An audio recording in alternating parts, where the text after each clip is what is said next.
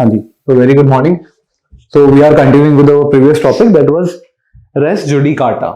पिछली क्लास में हमने सेक्शन 10 के बारे में देख लिया था with regards to doctrine of res sub judice, stay of proceeding, right? तो उस सेक्शन में हमने ये देखा था कि अगर कोई पहले से ही केस चल रहा है, there is already a case which is going on and it is not final yet, it has not attained finality, it is still pending in a court, proceedings are still going on. So the court is, restricted. It is not having jurisdiction to take up another case on the same issue between the same parties, right? Which has not been resolved yet. Reason भी हमने उसका देखा था. The important reason is, for example, कोई ना कोई सा case जब भी finish होगा, it will give a decision. It will ascertain the rights of the parties. And once that is done, तो रेस जुडिकाटा अप्लाई हो जाएगा दूसरे केस के लिए. यानी कि जो भी उसके अंदर आपका फाइनलिटी में जजमेंट निकला, वो एज अ राइट असर्टेन कर लेगा पार्टीज के. और जब हम बात करते हैं doctrine of res judicata which is further provided under section 11 itself, तो जब हम सेक्शन 11 को पढ़ते हैं, starts with this very thing, res judicata. उन्होंने डॉक्ट्रिन का ही नाम रख लिया पूरे सेक्शन में, राइट? और अगर हम रेस जुडिकाटा वर्ड की बात करें, व्हाट इट मीन्स, तो क्या मतलब निकलता है रेस जुडिकाटा वर्ड का?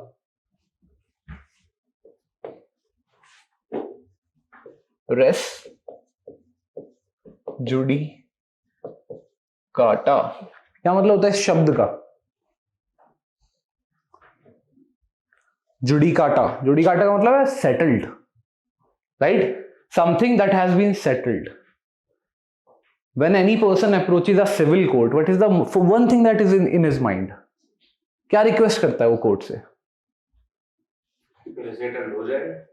वो सिर्फ एक चीज की रिक्वेस्ट करता है अपनी प्लेंट में. जब प्लेंट लेके आता है कि ऐसे ऐसे एक सिविल डिस्प्यूट है, मेरा एक सिविल राइट है वॉयलेट हुआ है, राइट? उसके लिए मुझे रेमेडी दिलवा दी जाए, राइट? जब ये पूरी की पूरी सिविल कोर्ट अपना प्रोसेस शुरू करती है, it once settles all the disputes between the parties. सबसे पहले असर्टेन करेगी ये डिस्प्यूट है, एक पार्टी ये बात कह रही है, दूसरी पार्टी कुछ और बात कह रही है, उनका डिस्प्यूट सेटल करेगी सबसे पहले वो. Once that part is done, फिर आते हैं सेकेंड एस्पेक्ट पे. That aspect is with regards to adjudication. तभी तो एडजुडिकेट करेगी राइट्स असर्टेन करने के बाद में, राइट? तो बताएंगे हाँ इस पार्टी का, सपोज ए पार्टी है, इसका राइट बनता है, दूसरी का नहीं बनता. उसके बाद आएंगे वो रेमिडीज के ऊपर.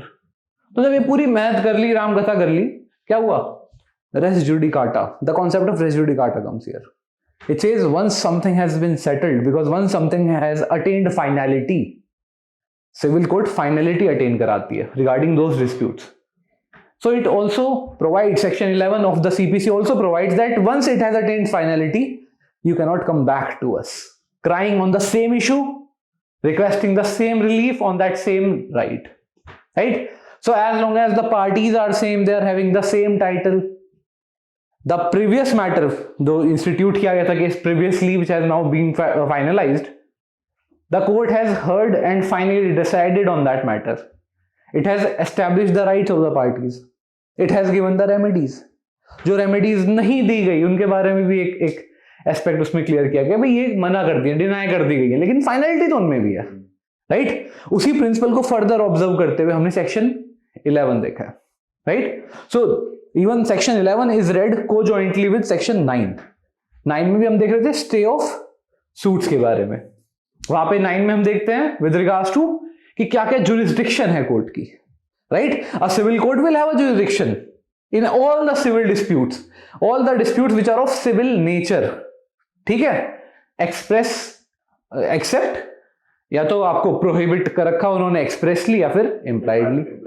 एक्सप्रेसली में एक तो प्रोविजन आपका सेक्शन 10 हमने पढ़ा है, स्टे ऑफ प्रोसीडिंग्स, एक सेक्शन 11 हम पढ़ रहे हैं. इसके अलावा आपके हम जब ऑर्डर्स देखेंगे तो order 2 Rule 2 also talks about the same thing. It's very much similar.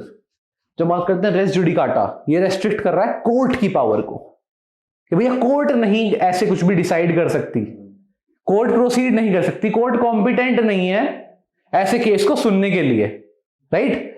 जो हम बात करेंगे ना ऑर्डर 2 रूल 2 की, लिख सकते हो सेक्शन के अंदर ही आप लिख सकते हो read with order 2 rule 2, but बहुत सटल डिफरेंस है दोनों में. जब बात करते हैं सेक्शन 11 रेस जुडिकाटा की, it applies on the court itself, it applies on the court itself, वो कोर्ट की पावर को रेस्ट्रिक्ट करता है, वो कोर्ट की कॉम्पिटेंसी टू डिसाइड समथिंग उसको रोकता है। Order to rule to parties को रोकता है, that if the parties could have taken suppose numerous reliefs in a single suit, they should have done it. अगर तब नहीं मांगा आपने वो रिलीफ जो आप शुरू में पहले केस में मांग सकते थे, बाद में दोबारा से नहीं आ सकते, बाद में वापस वही रिलीफ नहीं मांग सकते। कहां पे लिखा है? ऑर्डर टू रूल टू में।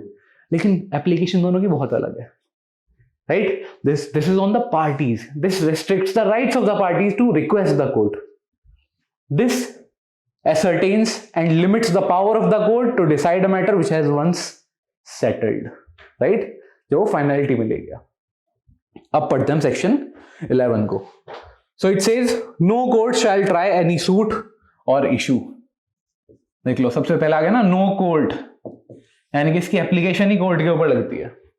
So no court shall try any suit or issue in which the matter has, क्या क्या हो चुका है इस इशू में या इस सूट में? पहली चीज हमने देखी थी, matter directly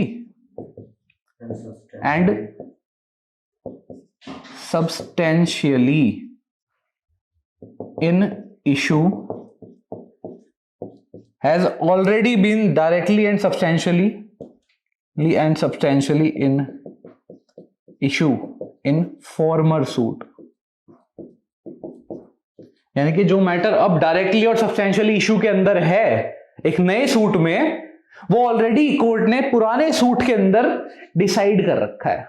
that was already there as a matter which is directly and substantially in issue in a former suit. चलो, पहली चीज हो गई। इन बिटवीन हुम,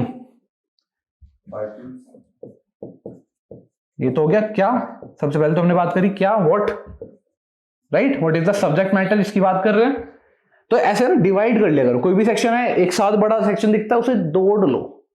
तोड़ने बाद तो ब्रिटिशर्स ने इंडिया को कॉन्कर कर लिया था, तो ये तो क्या ही चीज है, right? So it says in a formal suit between the same parties और पार्टीज अंडर हुम दे और any of them claim, right? तो कौन है बिटवीन?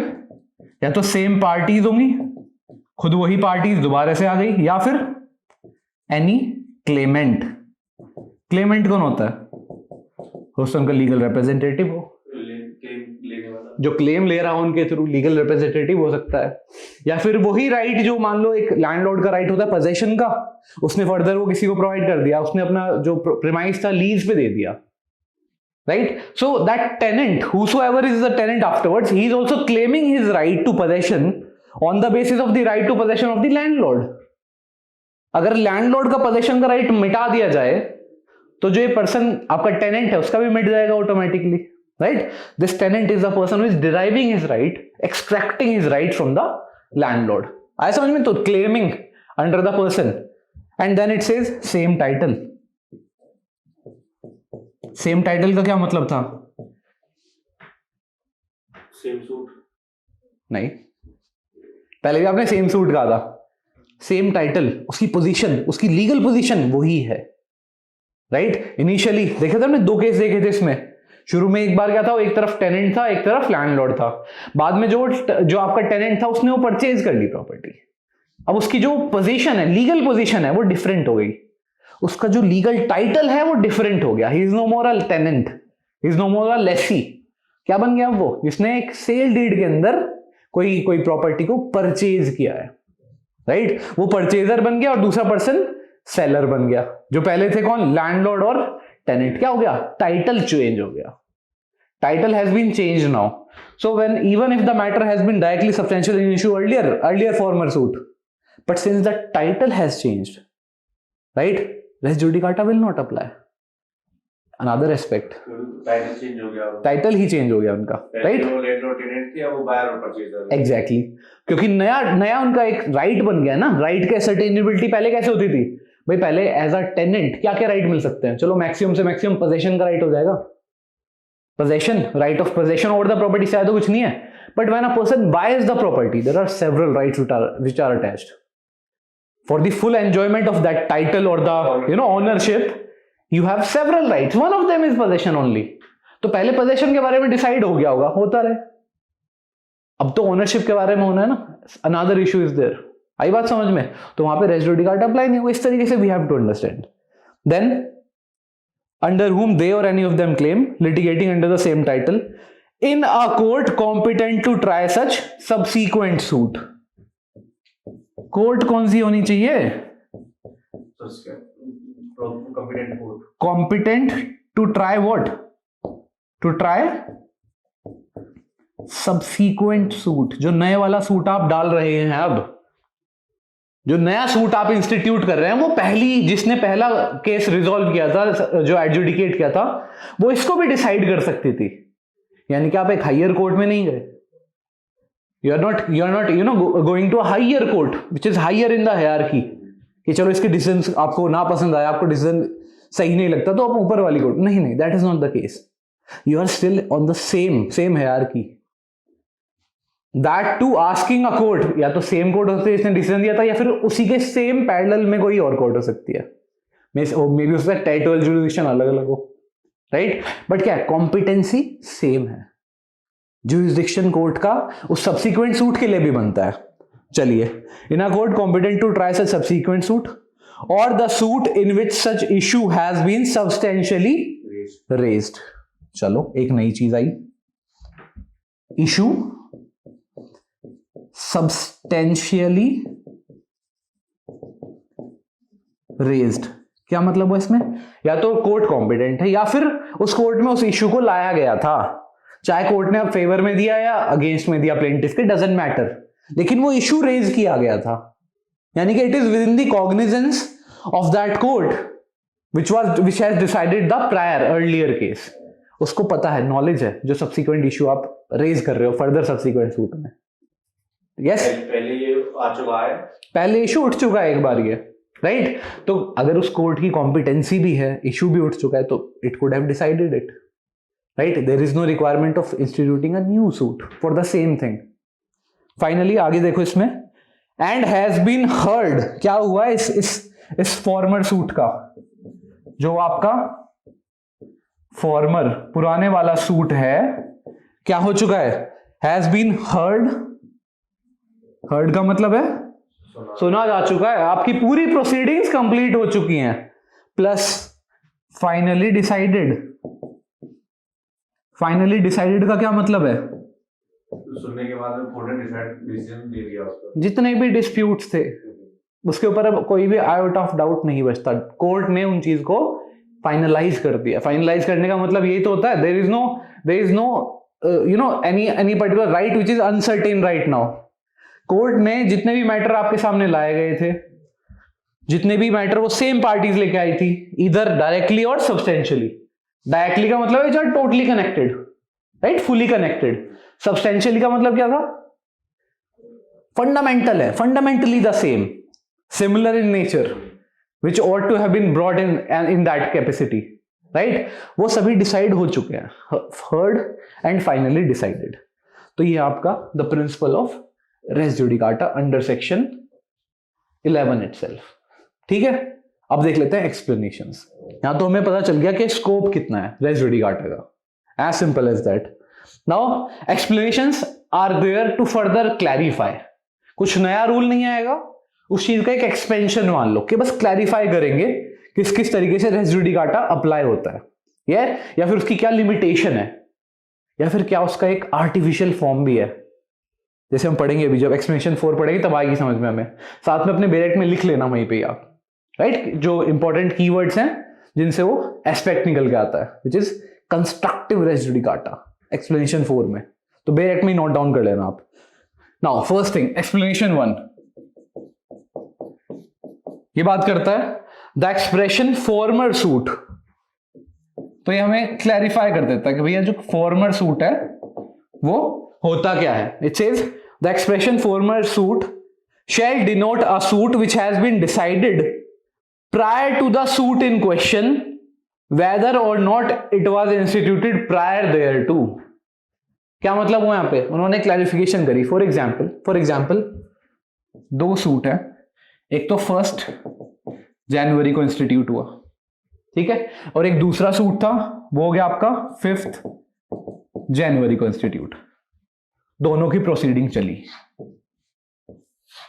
ठीक है, दोनों की प्रोसीडिंग चल रही है, पैरेलली चल रही है। चलो रेस्ट सब जुडाइस नहीं पता था उन्हें कि भैया सेम मैटर चल रहे हैं, राइट, पर केस चल रहा था। And it was on 1st of November that this first suit was decided। और जो ये दूसरा केस है ये 25 अक्टूबर को ही डिसाइड हो चुका है, फाइनलाइज हो चुका है, right, finally heard and decided on 25 October. Explanation 1 हमें ये बताती है कि हमें डेट ऑफ इंस्टीट्यूशन से कुछ लेना देना नहीं है, हमें डेट ऑफ डिसीजन फाइनलिटी से लेना देना है। So the case which has been finalized prior, that will always be your prior suit. So in this particular case, चाहे ये 5 जनवरी से शुरू हुआ हो, चाहे ये 1 जनवरी से शुरू हुआ हो, but since this case has been finalized by 25th of October, which is before 1st of November, that means this will be your former suit according to explanation 1 of section 11. Clear है ये बात? चलो explanation 2 पढ़ते हैं अब। For the purpose of this section the competence of a court shall be determined irrespective of any provisions as to right of appeal from the decision of such court. चलो second aspect बात करता है कि अगर हमें competence देखनी है court की डिटर्मिनेशन के लिए कि भाई कोर्ट कॉम्पिटेंट थी सब्सिक्वेंट सूट को रखने के लिए या नहीं है, उसमें we will not look at the right to appeal, क्या उस डिसीजन से राइट टू अपील कोई निकल के आता है नहीं निकल के आता, उसकी बात ही नहीं है। That is not about competency, competency is about adjudication, competency is about competent to pass a decree, pass a decree, right. हमने डिग्री था ना सब्सटेंशियली, क्या कर सकते हो डिग्री में आप, the rights and liabilities of the parties are ascertained, ये तो डिफरेंस है डिक्री में और ऑर्डर के अंदर। तो एक कॉम्पिटेंट कोर्ट कौन सी है, जो डिक्री पास कर सकती है, उसकी बात कर रहे हैं यहाँ पे, right. So a competence court is the one which can pass a decree with regards to the prior suit, जो पहले सूट किया गया था और सब्सिक्वेंटली जो सूट फाइल किया गया है उसमें भी वो कॉम्पिटेंट है एक डिक्री पास करने के लिए। जो जो राइट्स असर्टेन करवाए जाने थे कोर्ट से वो सब वो असर्टेन कर सकती थी। चलो explanation 3 provides the matter above referred to must in former suit have been alleged by one party, right, and either denied or admitted either expressly or impliedly by the other party। क्या मतलब हुआ इसका? That means the matter must be either क्या है admitted by party 1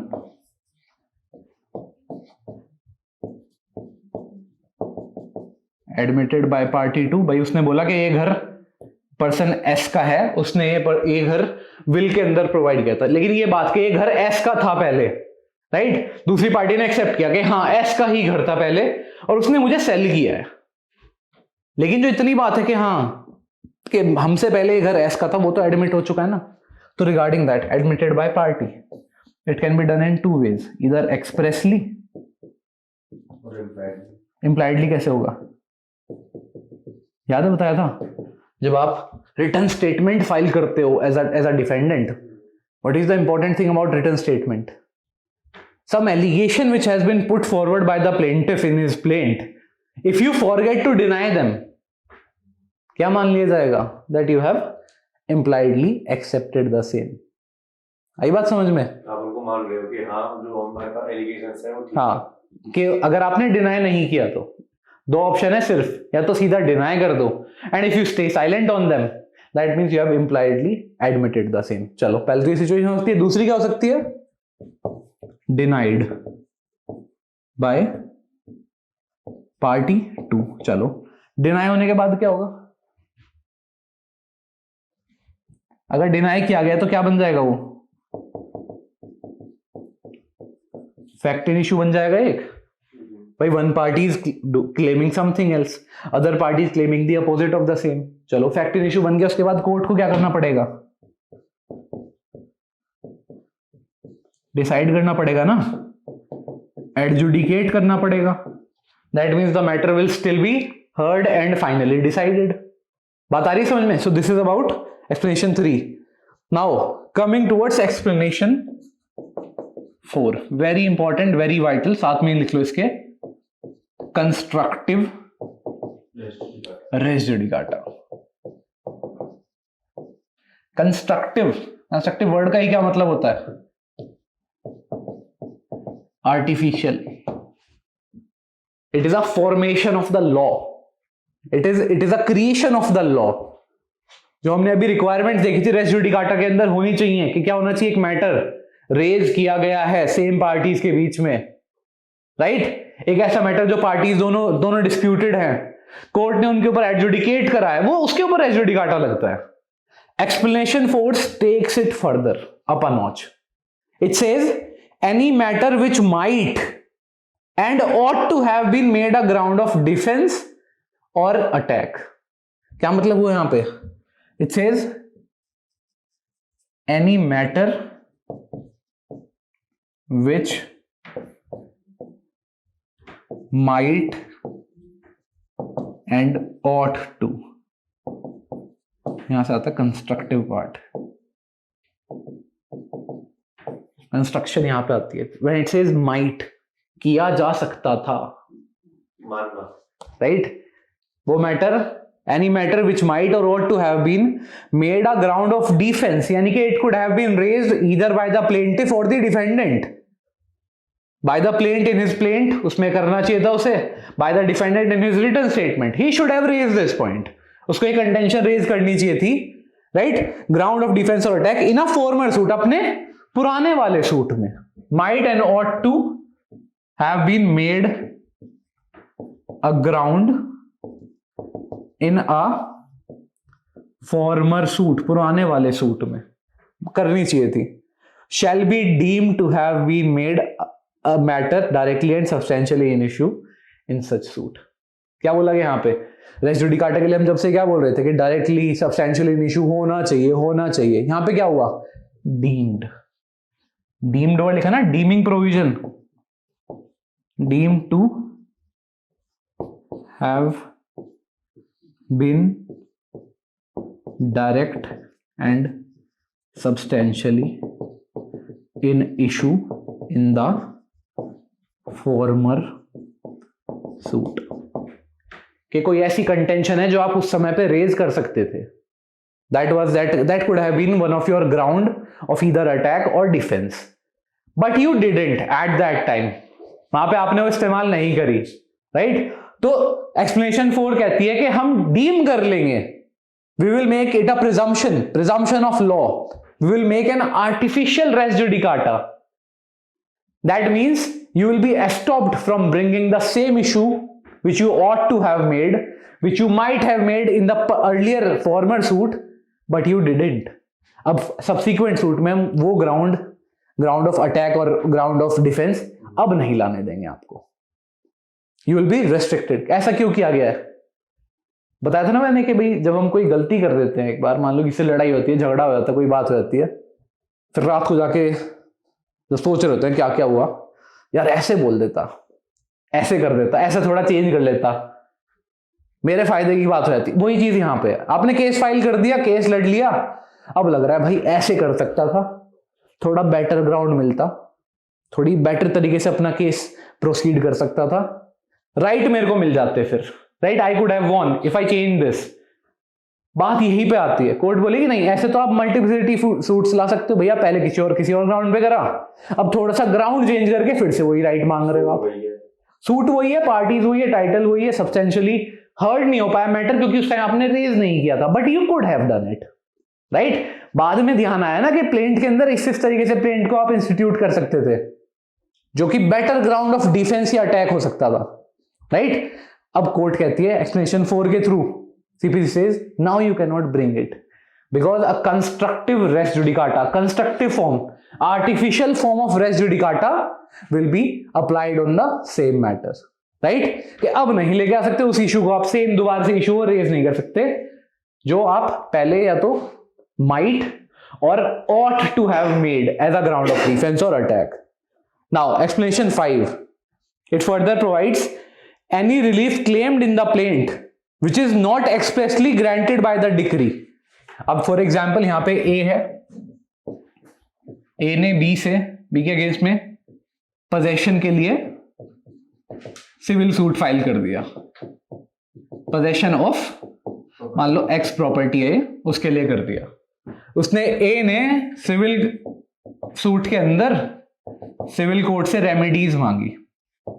क्या क्या? First thing possession of x property, चलो ठीक है। सेकंड मीन प्रॉफिट्स, कितने समय तक का जो मेरा नुकसान हुआ है because I was not having the possession, because I could have earned those profits but I didn't because I was lacking, it was in someone else's wrongful possession, that's why I couldn't, right? mean profit दे दो। Third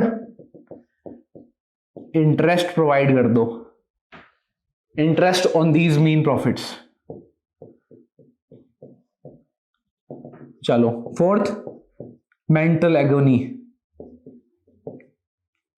जो ये mental harassment मेरे साथ में हुआ इतने समय तक के लिए, उसके लिए भी रिलीफ दे दो। फिफ्थ जो आपका लिटिगेशन कॉस्ट है एटसेट्रा, लीगल नोटिस भिजवाने की कॉस्ट है एटसेट्रा, ये सब भी मुझे प्रोवाइड कर दी जाए। चलिए अब एक्सप्लेनेशन 5 पढ़ो। Any relief claimed in the plaint, चलो ये पांचों रिलीफ मांगे गए थे, विच is not expressly granted by the decree. Decree में आपको क्या क्या मिल गया? पोजेशन दे दी गई, मीन प्रॉफिट दे दिए गए, राइट? चलो इनके ऊपर 6% पर एनम इंटरेस्ट भी दे दिया गया, लेकिन कोर्ट ने ना तो मेंटल एगोनी के लिए एक पैसा भी दिया, ना ही लिटिगेशन या फिर किसी और तरह की कॉस्ट जो आपको कॉस्ट फुलफिल करनी पड़ती है कोर्ट में केस लाने के लिए, वो भी प्रोवाइड नहीं करी, राइट? सो एक्सप्लेनेशन 5 कहता है which is not expressly granted by decree shall for the purposes of this section, यानी कि for the application of res judicata be deemed to have been refused। क्या मतलब हो जाएगा यहाँ पे? अगेन द सेम एस्पेक्ट, अगर कोर्ट ने उनको रिलीफ जो आपने मांगा था नहीं प्रोवाइड करा, that means they have been refused by the court. Decide कर चुकी है कोर्ट इनके बारे में, जस्ट बिकॉज कोर्ट ने एक्सप्रेसली नहीं बोला कि no express amount will be provided for mental agony या फिर फॉर लिटिगेशन कॉस्ट, कुछ नहीं, सिर्फ उन्होंने ये 3 आपको रेमेडीज प्रोवाइड कर दी, ठीक है? तो इसका सीधा मतलब है बाकी रिफ्यूज कर दिए गए हैं।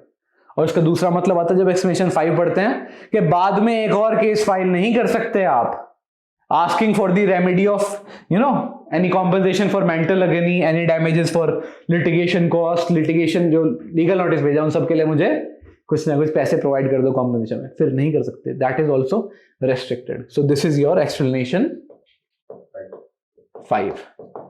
बहुत लॉजिकल है, बहुत ज्यादा लॉजिकल मिलेगा आपको पूरा सेक्शन। अब explanation 6, where persons litigate bona fide in respect of a public right और a private right claimed in common for themselves and others. साथ में लिख लो पहले वहीं पे, इसको बोलते हैं हम representative suit. Explanation 6 deals with representative suit. Section 6 representative suit की बात करता है। क्या होता है रिप्रेजेंटेटिव सूट? मान लो एक कॉलोनी है, यहां पे एक पार्क है, ठीक है, और एक पर्टिकुलर कॉलोनी है उसके चारों तरफ, A B C D E F G H I J K L M, बहुत सारे लोग उसके आसपास रहते हैं। Everyone have been enjoying the park, ठीक है, पार्क का सभी एंजॉयमेंट कर रहे थे, सभी का उसके ऊपर राइट बनता है कि भाई हाँ इस कॉलोनी में according to their terms and conditions, according to their regulations उन्हें पार्क मिलेगा, एक पार्क की प्रेजेंस मिलेगी। जो पार्क सभी के लिए ओपन होगा, सभी का राइट बनता है उस पार्क के ऊपर। चलो गवर्नमेंट ने क्या करा, या फिर किसी एक प्राइवेट पब्लिक, जो पब्लिक आपके अथॉरिटी मान लो, या प्राइवेट कोई भी डीलर आ गया, कोई आ गया, बिल्डर आ गया, उसने कहा destruction of park to be done and change it into a shopping complex.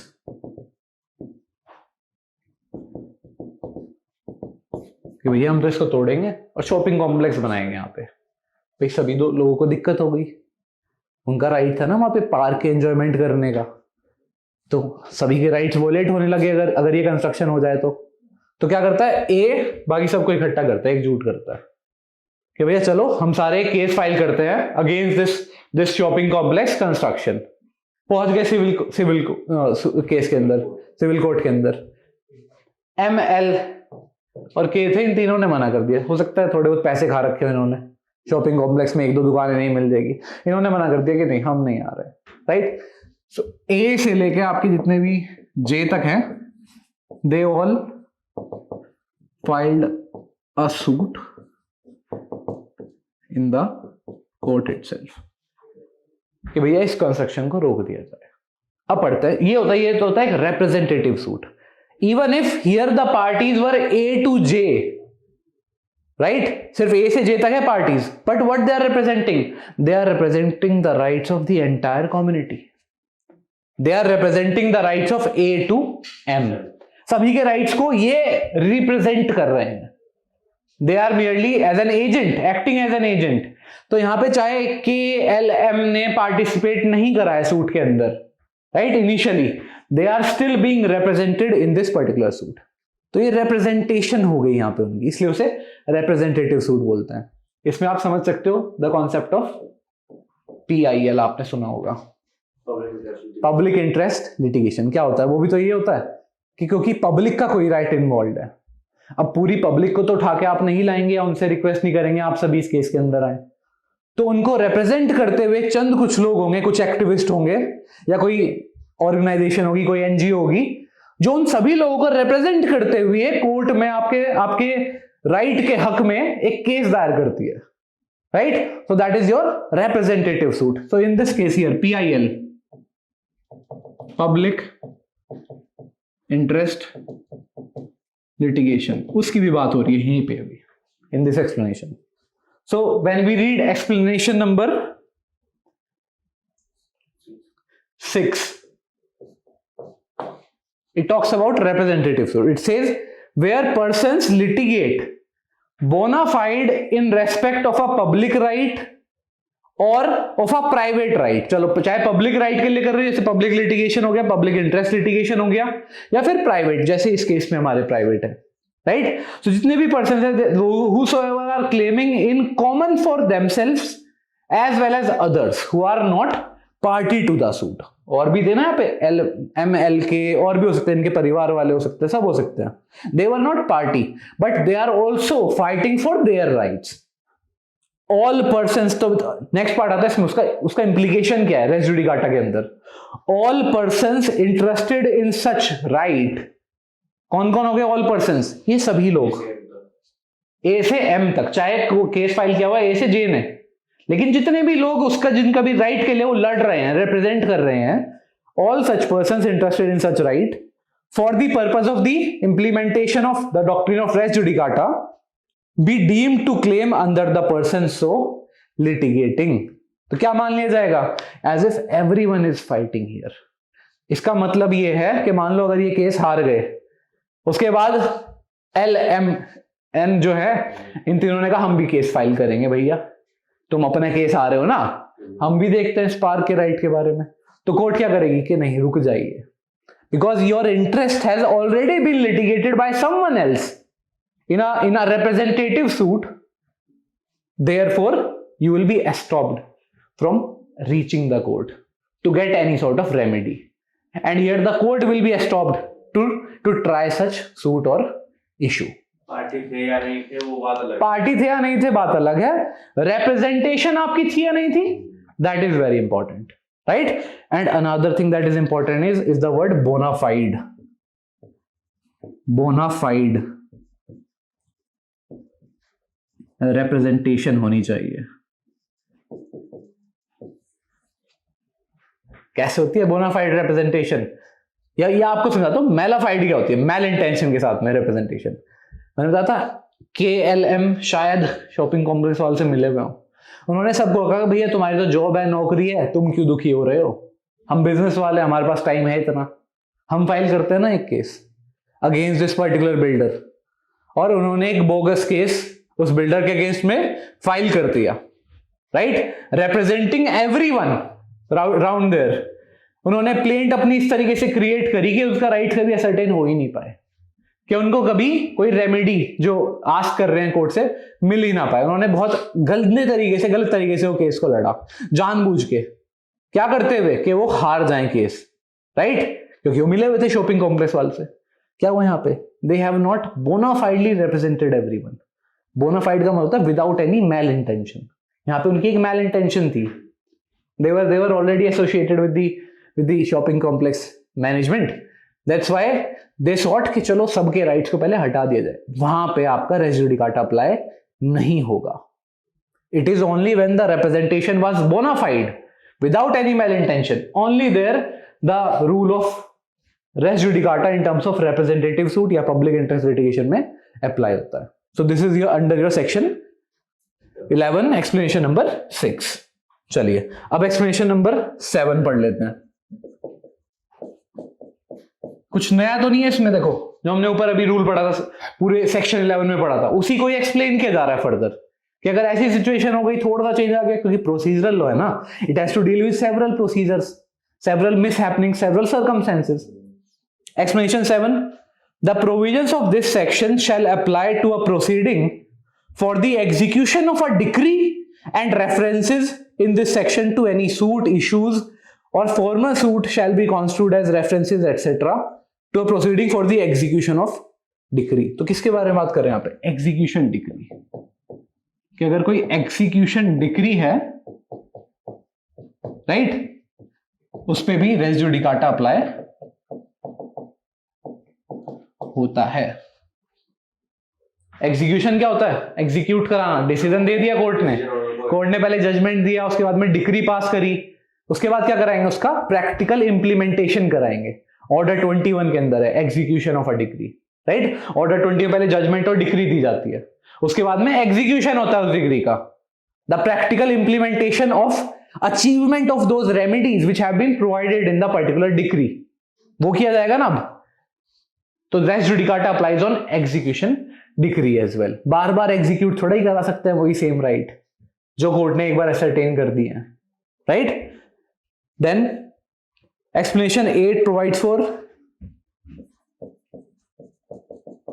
Further the situation, an issue heard and finally decided by a court of limited jurisdiction, matter heard and decided by whom, court of